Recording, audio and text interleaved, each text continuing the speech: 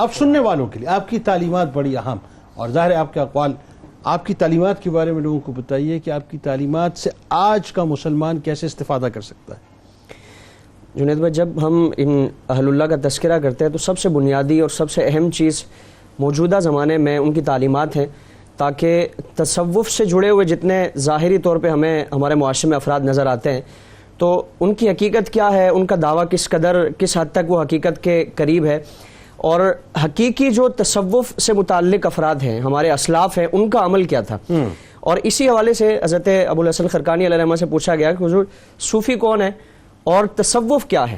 تو آپ نے فرمایا کہ صوفی وہ نہیں ہے جس نے مسلح اٹھایا ہو، جس نے گدڑی پہنی ہو، اور تصوف وہ رسومات کا نام نہیں ہے، عادات کا نام نہیں ہے، بلکہ تصوف یہ ہے اور صوفیت یہ ہے کہ انسان اپنے آپ کو مٹا دے، فنا فی اللہ ہو جائے، اور ہر لحظہ، ہر گھڑی، ہر لمحہ اس کے سامنے اللہ اللہ ہو، یعنی اللہ کی ذات اس کے سامنے ہونی چاہیے، سوائے اس کے کسی اور کی خواہش نہ ہو، کسی اور کی پیروی نہ ہو، کسی اور کی چاہت نہ ہو، چاہے اس کا اپنا نفس ہی کیوں نہ ہو۔ پھر آپ کا اپنا جو معمول ہے، آپ جب اللہ رب العالمین کی مستقل عبادت کا جو 40 سال کا معمول تھا، آپ فرماتے کہ میں عشاء کے بعد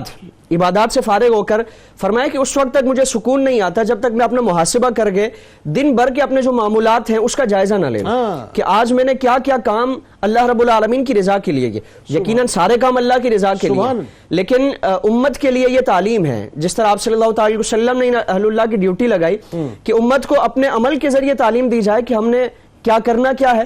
اور ہمارا اس قدر نیکیوں کے باوجود عمل یہ ہے تو تمہارا عمل کیا ہونا چاہیے۔ بالکل، یعنی آج ہمارا دل جو ہے لوگوں کے بغض و نفرت میں بھرا رہتا ہے اور اسی کو لے کے ہم سوتے ہیں، وہاں یہ کہ وہ بیٹھ کے اپنا انالیسس کر رہے ہیں کہ میں نے کیا کوتاہیاں کی ہیں، جبکہ کوتاہی کوئی نہیں ہے، اس کے باوجود اس کو دور کرو۔ جی،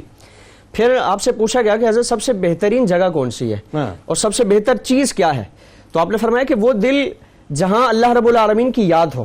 یعنی اللہ کی یاد جس دل میں بستی ہے، اور جس طرح حدیث میں فرمایا کہ وہ اللہ رب العالمین وہاں اللہ رب العالمین کی خاص توجہ ہوتی ہے اس دل پر جو دل اللہ رب العالمین کا ذکر کرنے والا ہو۔ پھر اسی طرح آپ کا ایک صوفیت کے حوالے سے، تصوف کے حوالے سے آپ نے فرمایا کہ یہ ظاہری لباس پوشاک کا نام نہیں ہے۔ جن لوگوں نے تصوف کو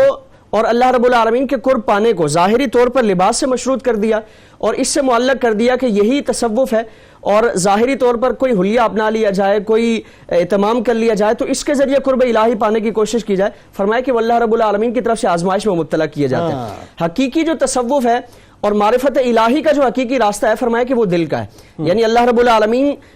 کا خوف، اللہ کی خشیت، للہیت، یہ سارے معاملات، فرمایا کہ جب تک اللہ کا تعلق وہ دل سے نہیں جڑ جاتا، دنیا میں بھی کامیابی نہیں ہے، فرمایا کہ آخرت میں بھی کامیابی نہیں ہے۔